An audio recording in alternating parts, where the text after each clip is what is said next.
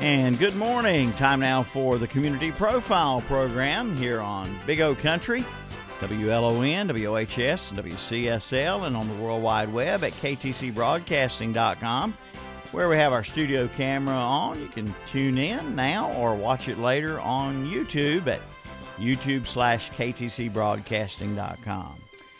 Community Profile, well, it's been a while because of the absence of our producer and co-host Sandy Alexander, who we do wish a speedy recovery from some health problems. And Sandy, I miss you. I've been trying to schedule some folks and having some trouble getting folks scheduled in here, but one who said he would come right when the first time I asked him is Jeff Cash from the Cherryville Fire Department. Chief Jeff Cash. Jeff, appreciate you being so willing to be a participant on the program here anytime we ask. We've asked you on some very short notices before.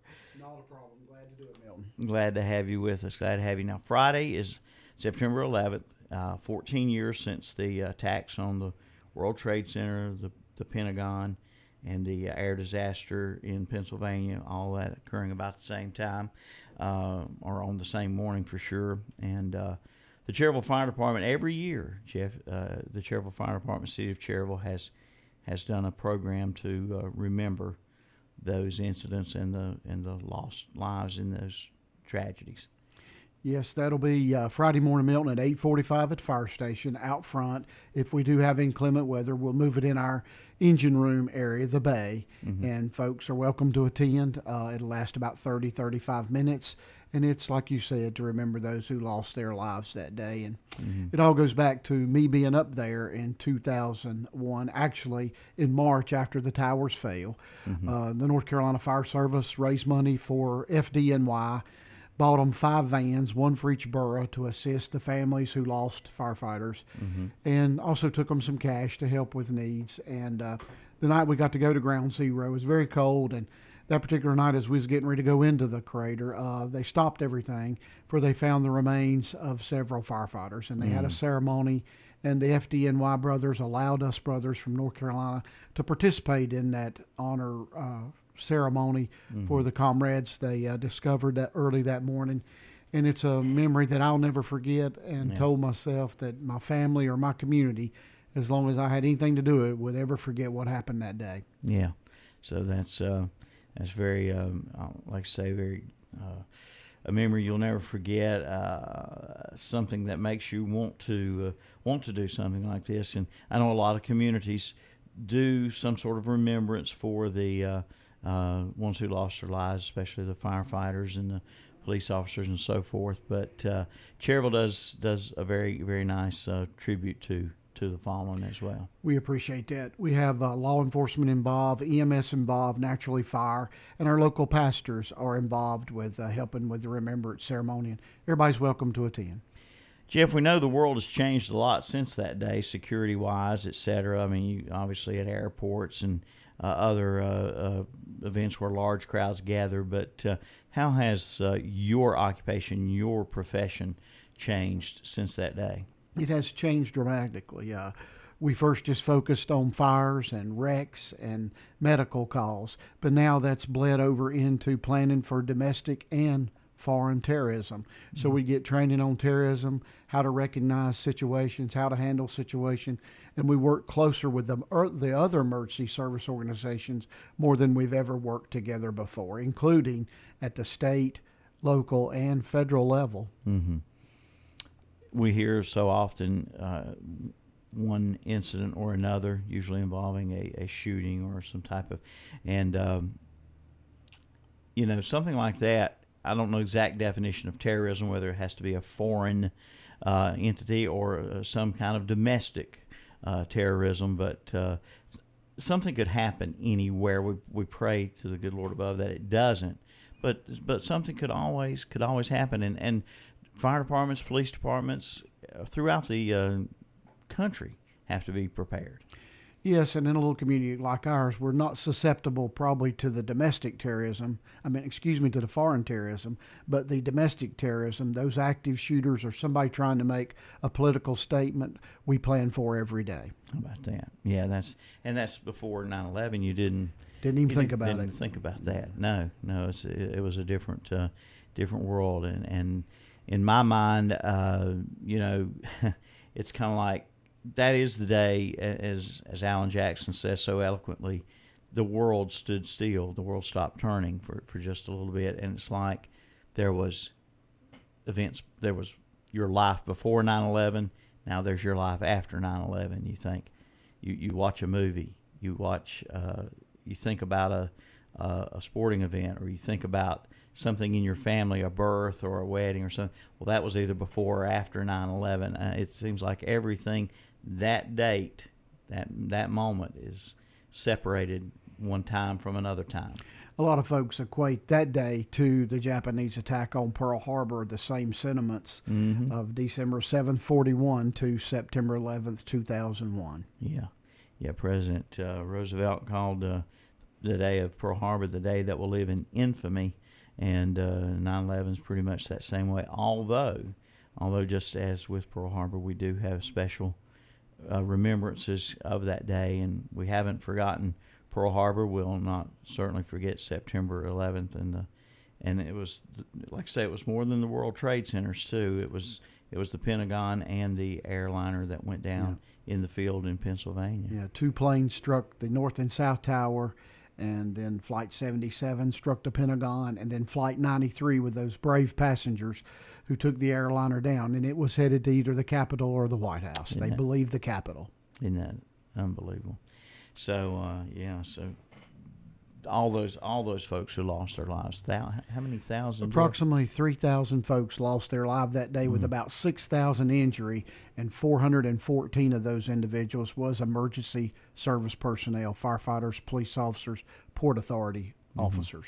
Jeff, there's been movies made. There's been documentaries retelling the story of 9/11 and the human cost and so forth. There's still folks to this day, one way or the other, suffering from the events they saw or were affected by on 9/11. Some of that effect is physical illnesses, and some of it is also in the psyche. You just can't get over something like that. That's true. A lot of people still suffer psychologically and emotionally, and there are still physical ailments. A lot of the people that worked to recovery at Ground Zero during that aftermath are still having health complications and major issues with breathing problems and eye problems and respiratory issues. So it's ongoing. But it was at the time, whether they even thought about it or not, they ran to. We always say there are those we see running from the disaster, but then there are those running toward it too to make a difference there. Exactly. And that was the firefighters and police and rescue personnel. And a lot of citizens, volunteered. A lot of regular folks did a lot of heroic acts that day as well. Yeah, absolutely. So again, tell us about the ceremony this Friday. It'll be at 8:45. Probably should arrive a few minutes early. We have limited parking at the fire station, but we'll have the high school's been kind enough to open up the track area where we can utilize some parking over there. About 8:45, we'll get started. Sheriff Alan Conger will be one of our keynote speakers, again, along with the pastors helping us commemorate that day. Law, fire, and EMS. And it'll be a special ceremony. Everybody's welcome. Should there be inclement weather, we'll do it inside the Bay Area. Yeah, absolutely. Okay. And 8:45, that's somewhere around the time. 8:46 was when the first plane attacked the World Trade Center. 8:46. And I'm sure you've been asked hundreds of times, where were you? I was actually at the fire station, got a call from another city department head telling me to turn on the TV, that there had been a plane accidentally, was his words, hit the World Trade Center, and we started watching it. We all gathered in a room at City Hall, all the staff at City Hall and the firefighters on duty, and we actually saw the second plane, which at first I thought it was a rerun of the incident, but I realized it was the other tower, and I automatically knew from our training that it was a terrorist attack. So, yeah. See, I was here at the radio station just signing off my morning show that day, and I got a call from Harold Watson, who was with the station, and he told me basically the same. That we thought it was an accident. A plane has hit the World Trade Center. You may want to say something on the air about it. So, I did a little investigating in it, and then shortly after that, I saw a replay of the second plane. And I said, oh, somebody got the plane on film. And then it dawned on me the other building was already on fire. Right. This was hitting the second. I just couldn't believe it. And as I told you, I got a call from my mother at the time, and she said, what is going on? I said, well, Mom, I believe we're at war. And sure enough, that's exactly what we were, and we still fight that battle every day. Mm-hmm. Still do. It was a different kind of enemy. I remember at the time they said it was a different kind of enemy. We weren't fighting a country per se. We were fighting a people that believed or acted in a certain way. We were fighting not that we could pinpoint one country. Almost a movement or a philosophy. Yeah, a philosophy. That's exactly right. Well, everyone, like I say, you're invited to the memorial service, the remembrance service on Friday at the Cherryville Fire Department. There may be things going on in the area you live, Lincoln, Cherryville, Gastonia, wherever you're listening at. Check with your local media outlets there if you don't want to come to the one in Cherryville, but you certainly would welcome anyone and everyone like to come. Anybody's welcome, and there are other ones in the area. Feel free to attend any of them, just as a way to remember what happened that day and to honor the lives that were lost. All right. We'll kind of change gears here while we have Chief Cash here with us at the radio station. We always do a program when fall and winter months approach, the cooler weather, some fire safety tips. Folks are a lot on my swap shop. A lot of folks are advertising firewood, wood stoves, oil heaters, anyway, kerosene stoves.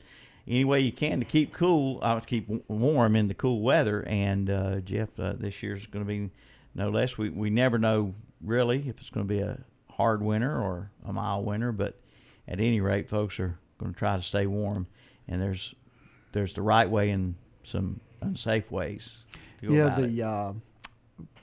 Forecasters are predicting it to be a cold, wet winter, and I guess we'll wait and see what the woolly worm says next month in Banner Elk. But yes, you need to have all your heating equipment checked and analyzed by a professional prior to the heating season, especially if you use a wood stove.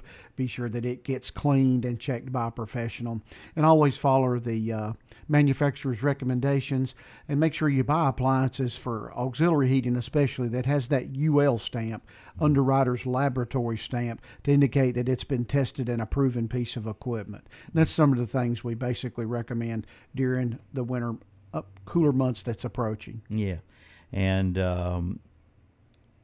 there's some issues with kerosene stoves. Are they safe to use indoors and that sort of thing? They are safe. You want to monitor that. If you do use a kerosene heater in your house, be sure you have a carbon monoxide detector. And carbon monoxide is the killer there. It's colorless, odorless, tasteless. You're getting poison and you don't even realize it. So it's critical that you have a carbon monoxide detector, and you can purchase them at any local hardware. And then make sure you keep a good clearance, a good 36-inch perimeter around that appliance. It's because usually fires occur by combustibles being too close to those space heaters, whether they're electric or kerosene. Yeah, you hear a lot of times drapes catching on fire and things. Drapes, bedding, clothing. It's critical that you have that carbon monoxide detector and make sure you got adequate clearance. And some never evers, Jeff. Never ever take a grill inside, anything like that. Never. A grill can be a prime candidate for carbon monoxide poisoning, so always utilize those outside in a well-ventilated area. Yeah. There's fire safety tips for the holidays, too. We'll get to that in just a moment, but while it's on my mind, we have the time change coming up. That's always a good time to change those batteries. We have a campaign. You'll see it on our literature and our website and on our sign out in front of the fire station. Change your clock, change your battery. It's that stimulus to make sure everybody checks their smoke detector, changes the batteries if necessary, and to make sure your family has an emergency exit plan in the event of emergency.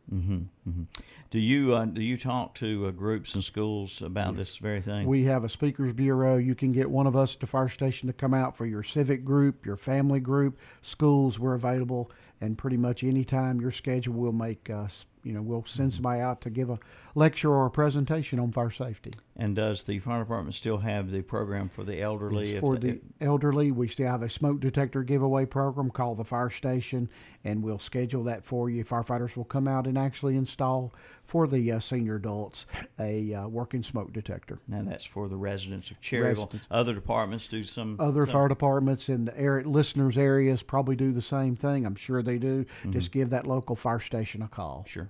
All right. Now, with the holidays coming up, we talked about, the safety issues regarding staying warm in the winter.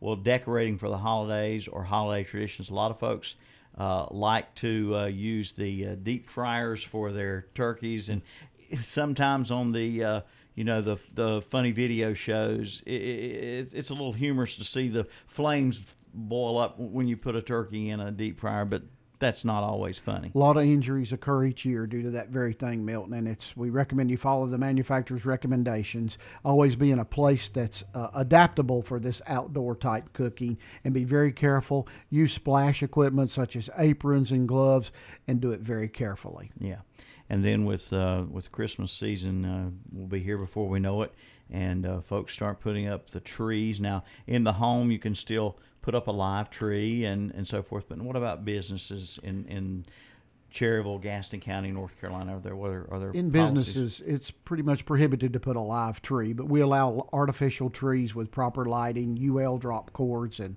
UL lighting equipment. But typically, we see in the commercial type facilities a artificial tree. You also need, even with artificial or live tree, make sure you have adequate distance around it, and make sure if you choose to use a live tree in your home that it is fresh. And there's a test. You can take your hands and drag it through a branch, and if a lot of needles come off in your hand, most likely that tree is too dry to put inside your home. And if you do put one in your house, make sure you provide it water regularly to help keep it preserved as long as possible. And as soon as possible, remove the tree after the holidays. Yeah. And then the winter, a lot of our snows and icy weather comes after the holidays, January, February, mainly. With that, sometimes there comes power outages, and people need safety places to go. They can't keep their home warm, and that's where dangers occur. But as far as shelters, anything like that, does Cherryville have a plan for that? Yes, we do. We have 2 different shelter operations depending on the severity and the need. Our first location is the First Baptist Church Cherryville Family Life Center, and if it would get bigger than that, we would move to one of the schools. We go to First Baptist because we have emergency power there, that we can get the power restored pretty quick at First Baptist Church. But some of the schools are on outlying circuits, so First Baptist is our primary. And we encourage for those getting ready to come into that season that they have enough food, water, medicine, and supplies for 3 to 5 days to cover them through that period. So that's in the snowy weather. Now, backing on up here this time of year, it was September, about 26 years ago, Hugo affected the air? Was it that long? It was September the 22nd, 1989. Yeah, so somewhere around 20-some years ago. And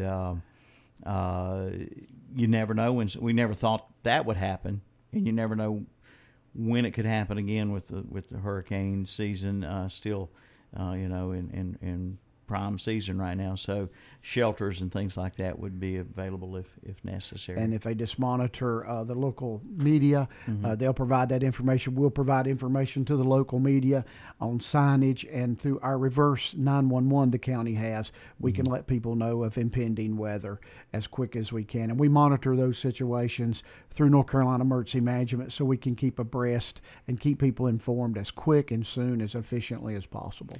Jeff, this may be a question for maybe an electrician or someone who sells and installs the product, but in power outages, there's a right way and a wrong way to hook up a generator. And any advice to folks on that? Yes, that's a very good point, Milton. You need to use a professional to set that system up, because actually your generator, while you're using it, could backfeed through our city's electrical system and electrocute emergency workers, firefighters, and electricians. So we definitely want, if you decide to go a generator, and that's a great route, always have a professional install it so it won't backfeed through the city municipal electrical system. Yeah, and there's lots of ways a professional could install that with a manual cutoff switch, Exactly. or even an automated cutoff switch that you don't even have to get out of bed or whatever. Exactly. So it's well worth the money to do it right. Exactly. Okay. Anything else you'd like to bring up? That's all I can think of, Milton. I appreciate you having us. If you've got any questions about our 9/11 service or any fire safety issues, please call the fire station at 704-435-1730. And if you're a resident of Cherryville or just passing through, if you're coming through on 150, which is called Church Street through Cherryville, the fire station is on the other side of the football stadium. And out front, you have a nice lighted sign. Always got some helpful information on that lighted sign. That's a great service. We appreciate that. We try to use that for public information and public education. Yeah. All right. Chief Jeff Cash with us from the Cherryville Fire Department today. Our guest on the community profile.